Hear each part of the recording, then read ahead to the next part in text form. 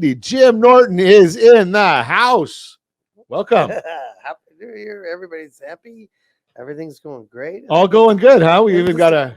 I just love it when they release any statistics over Christmas. It's just, Isn't that amazing? it just amazes me, that you, and then they act like it's a shift. Right. It's like You got to wonder about some of these things. And I don't know why and of course I had an applause meter for you, Jim, but even my soundboard doesn't even want to give you an applause. Want to give me We'll have to figure out and see why the soundboard doesn't like Jim Norton. I wonder what the deal is with this one. I didn't pay my fee. Okay. I didn't pay my soundboard fee. Okay, so I don't know. Josh, you hearing the soundboard? No soundboard from Josh either. Okay, so no sounds for Jim Norton today. New iPad for you in 2023. Do I what? Oh, new You get a new iPad. new soundboard. Okay. New soundboard in 2023. All right, we got some set. There we go. Okay, did you get that one, Josh? Okay. All right. Now we got Jim Norton in the house. So I had something really good prepared for you.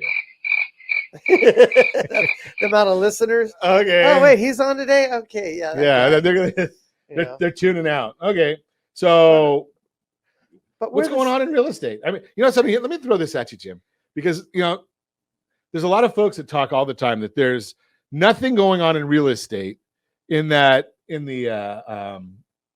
last couple weeks of the year. Yet, the office where I'm sitting today, broadcasting. They were really busy. Yes. Were you busy? Up until my 2 days out from Christmas, I was busy, but it's just people had time so they could see properties. A little pent up demand there, right? No, but it wasn't. This particular year, there was not any demand for closings at the end of the year. At least personally, I didn't have a demand for closings at the end of the year. Everything was wrapped up in November. And we didn't have a pushover. I mean, I've spent when I worked for a public home builder, and we were scrambling at Christmas because we're trying to get the last closings in because get those numbers in for the year-end numbers. Yeah, year-end numbers, exactly, because that's what a public likes to see is they want those year-end numbers. It's kind of funny when you think about that. But yeah, the escrow should have been they should have been going crazy here trying to get their docs and everything at the last minute. I can understand that. So I made that comment, and I'm going to share this with you. Thankfully, we're not sponsored by Zillow or Redfin or any of those guys, but it ties in with what you said, Jim. So I had a conversation with a gentleman, probably I don't know, the day before New Year's. I think it was maybe a couple days before New Year's, and my comment was, wouldn't it make sense, and being that you worked for a public builder, when you're thinking about Zillow and Redfin and Open Door and iBuyer, which are all horrible places for you to sell your house to because they give you way less money than, my opinion, you're going to get way less money than you're going to get on the open market. Right. So my thought is, if I were to go and look up on the public filings, what is the end of the fiscal year for, say, Open Door or iBuyer or any of those companies? I don't know if they're on a calendar or a fiscal. Right, but so here's the thought. Here's my question for you. So you look it up and you say, okay, let's just say hypothetically, and I don't know the right answer for this. Josh, maybe you can look that up for me and see if we can see what the fiscal year is when Zillow reports their earnings on Yahoo Finance. Why has it? So let's just say that they report on a calendar year. So December. So that would be March 31st, and then every 3 months, the June and whatnot, right? Every calendar quarter. Wouldn't it make sense to go in and make lowball offers right at the 30 days out or 25 days or 15 days out because they need to get some of these properties off their books? I would think they're constantly doing that, but they don't tend to drop them. There's one in my neighborhood. Josh says Zillow's February. Okay, so thanks. Yeah. So which is a strange time. I mean, when you really think about closing in February. Well, I mean, most of the almost all retailers their fiscal year ends end of January. End of January. But here's the thing is that's different though. Your real estate doesn't close and move in the average person's mind is on the same level as a retail. Retail, of course, they want the Christmas rush. Well, that gives They them want 2 the crisp, quarters though right, of gives them a on complete lift. if real estate's closing in February, then that gives them 2 quarters where they've got the real peak at the beginning of the year. So their numbers Well, look good for the they're first going. couple It's quarters. backwards to retail. Yeah. If you look at it that way, you got the spring, you have the spring sales. Spring and summer is when they want to. exactly. So, So, but here's my thought: is they want to get these properties off their books for their fiscal year end, and if they had a good year, they might be willing to take a little bit lower price to get it off their books. you would think. Now, would does be that happen with the builders? the builders? You can see it right now in the builders. I mean, the builders' confidence level is down. Everything's down. But really, the best bargain right now on the market is what you can get from a builder, because what they're doing is with the slowing, they're trying to keep their inventory level. You know what I'm saying? Right. Is they're trying to keep an even sales force. I mean, they're going to be up at let's say they were doing 200 a month, and now they've dropped to 150. They want to get it back up to make sure it doesn't drop below that or keep it level. So what they're doing is on existing, if they've got 4 or 5 left in a track, I'm getting emails where they're offering 4% commission to the brokers. We've had this conversation Right. before. So brokers are more inclined to bring it, but they're also offering financing to the home buyer. It depends on which builder it is and what position they are, but some of them have their own financing companies, and some of them are offering pretty good rates. So they're coming in at 5%, A little below market on the rates below there market too. on the rate, and they're offering some incentives so you can get some upgrades. So And they don't you're want to lower also the dealing price. with a new home. They'd rather not lower the price, so they'll give more incentives to the Exactly. agents and to the buyers on both Yeah. sides of it. So if you're a home buyer right now, do not pass on the idea. You might 6 months ago, when it was at the peak before the market started to soften, you would probably have not maybe looked at a new home because it's out of your price range. But now you might want to go back and reconsider because it might be the better buy. Let's talk about new homes when we come back. Continue our conversation. Jim Norton from Realty Pro 100 is with us right now. And, I know we were going to talk about new homes, but I'm the host, so we can change our mind anyway. Are we going to rental? What's Are that? we going to rental? No, Yeah. I don't want to go to rental. What I want to talk about is psychology. And I know you've been going to a psychologist for many, many years. It was just right there. Seeked out a lot of help. So, but this time last year, we heard, early in the year before the interest rates started rising, we were in a market that was very, very much a seller's market. Yes. We had very low interest rates. Yes. We had prices escalating. We had multiple offers. And the biggest complaint I heard from the consumers and the listeners was, Ron, I'm making offers. I've made a dozen offers already. Everyone's been rejected. Right. And prices are going up, and I can't find anything to buy. Fast forward till the beginning of last month, because last couple of weeks we haven't heard this, but beginning of last month. Okay. Prices have stabilized. I think they're going to go down, so I'm going to wait. And I think interest rates are going to go down, so I'm going to wait. Do you hear those things? Absolutely. It's amazing. What you wished for a year ago is available, has come true. You've got a better, more affordable price. You can have more options to buy something. There's not 3, 4, 5, 7 people deep, and you have the ability to negotiate far better. You're going to pay 2 points more in interest, which you can deal with. If you can deal with it, then you can wait till the point where you refi. And if interest rates go down in 2 years, it's all the better for you. Right. So it's giving you what you want, and yet you're hesitant about what you want to do. I want to wait until it goes back to where it was. I mean, I don't know what some people I think are searching for the perfect scenario, while other people's just jump off the dock right into the water. And it's very interesting. Now, on the other hand, I've got one listing going right now, and we've had some offers come in, and I blame this on. I'm not sure who to blame this on, but neither one of the offers held up because there was no financing ready to go. And when they went to they basically went out like looking at houses without financing. And I mean, how many times we've gone over this? Get your financing lined up, know what you can buy, know what you can afford, where you're going, what's all going to be.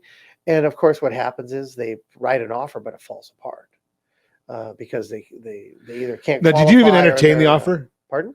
As the list is representing the seller, when they don't have a financing in place, do you even entertain the offer? Well, as a listing agent, when the offer comes in, you're expecting the backup, which would be the financial Right. worthiness.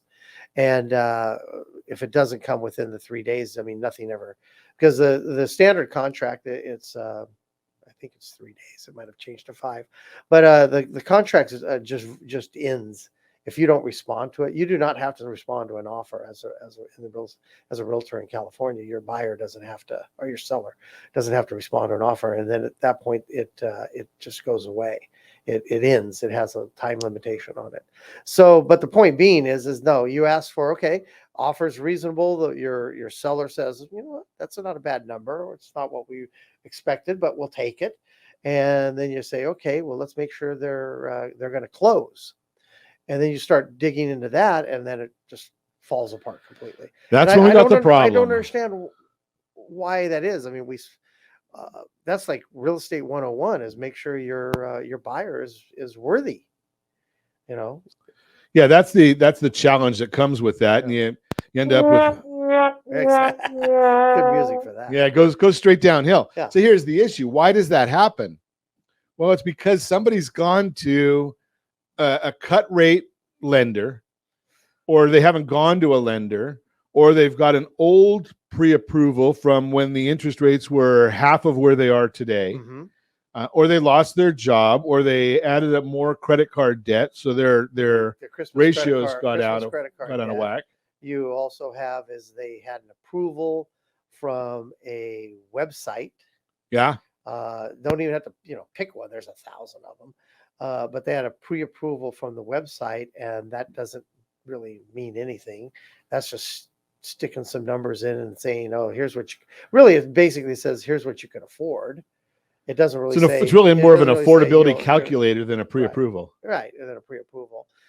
You mentioned earlier the change. We have this year's changes in jumbos and conforming. Right. Did they look at that? Do they understand that? Do they have a mortgage person? Whether it's a bank or an independent, but somebody's got to be on the other end. And I'm going to share again, as I always do, don't go to the big banks.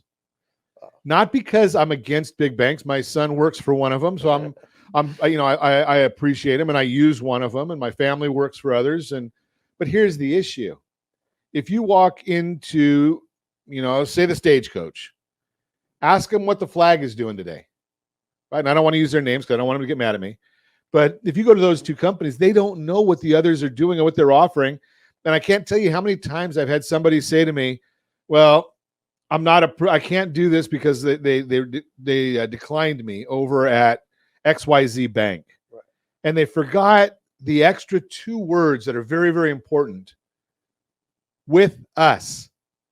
Right? Because almost every lender institution that I know of has what's called overlays. Mm-hmm. Right? I mean, they say that here's what the guidelines are, Fannie Mae or Freddie Mac, but we don't really want to get that aggressive because we don't want to have a problem on our portfolio. So we're not going to go quite to what the exact guidelines are. We're going to make it a little bit more stringent, which is absolutely okay, as long as they do it for everybody across the board and they're not selective. So they don't say you don't qualify with us. When you go to a mortgage bank or a mortgage broker, what's ending up happening there is they're a personal shopper. So they might find that a big bank on the corner doesn't like your file, but maybe an insurance company in another part of the country, that's exactly what they were looking for. Right? For a long time, one of the big banks, one of the biggest of the banks, didn't like self-employed borrowers. Right. That's right? huge. And then some people don't realize it seems like some people don't realize they are self-employed. Right. What is the definition of self-employed? Right, exactly. They think of self-employed as a plumber. Right. Is self-employed or something. It's like, right, where you call him directly. You can be self-employed, of course, California, this has been a big, Well, you're biggest self. battle. You work for a company, but you're self-employed, Correct. So right? there's So an interesting one. I mean, we're going to talk more about this when we come back. Continue our conversation. We're chatting with Jim Norton this morning. We've been all over the board, and it's fun when Jim comes in because we don't plan the broadcast. Some of you may say, "Yeah, we can tell," because we just want to chat with you and give you some great information, the best information that we can about what's going on in the marketplace today. So we've talked about renting. Probably not a good idea. We have the rent versus own opportunities. We've talked about, a fixed rate loan. It's kind of funny how fixed rate loans, you said this during the break, Jim. So you get a 30-year fixed rate loan, and it really is not, it's kind of a misleading term, fixed rate. It is fixed for 30 years unless you decide you want to lower it, right, because you can always refinance it. Yeah, people get confused. Well, there's so much information today. And some of it's even accurate. Compared to, yeah, some of it's even accurate. But I mean, think about it. Compared to when we started in the business, you chatted with people. If you were smart, you shopped around. Today, you're bombarded with information. Do this, quick loan, quick this, quick that. Everything's made to be simple and quick. But yet, really, when you get into it, you still have to fill out when you get into it, it's not simple and quick. 20 pages of application and provide all your tax returns and everything else. There's nothing quick about it. But it's something, while you're on that subject, Jim, I want to give two different websites, totally free, both of them. Do not call.gov. Do not call.gov. So if you don't want to get unsolicited messages, do not call.gov.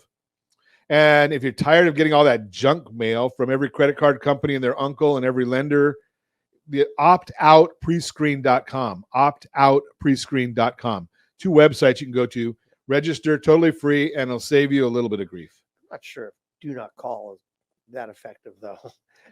My calls haven't slowed down, but then again, I have a public number, so I always look at it that way. Mine's when you're a realtor, your phone number, it's public. It's all over the board. It's out there. I think I saw it. Well, I'm not going to. Yeah, it was on a billboard over there, spray painted on the side of a sign. Yeah, exactly.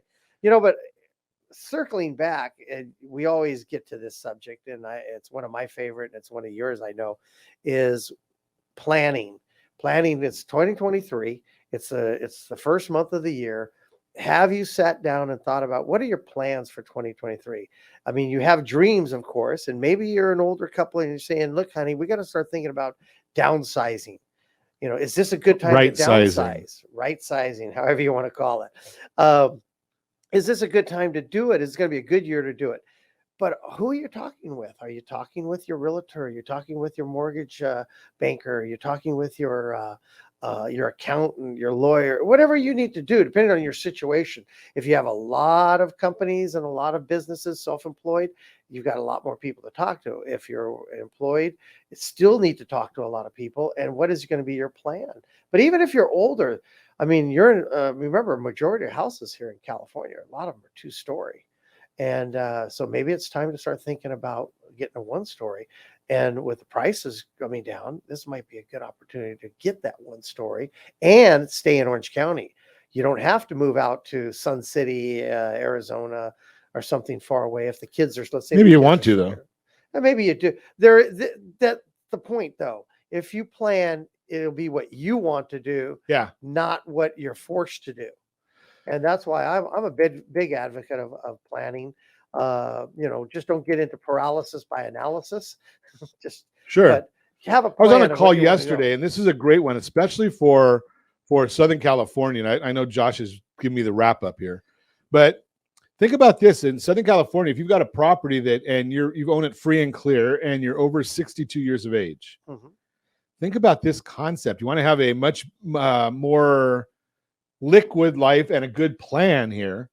Is think about a reverse mortgage, right? Take some of that equity out. Look into it.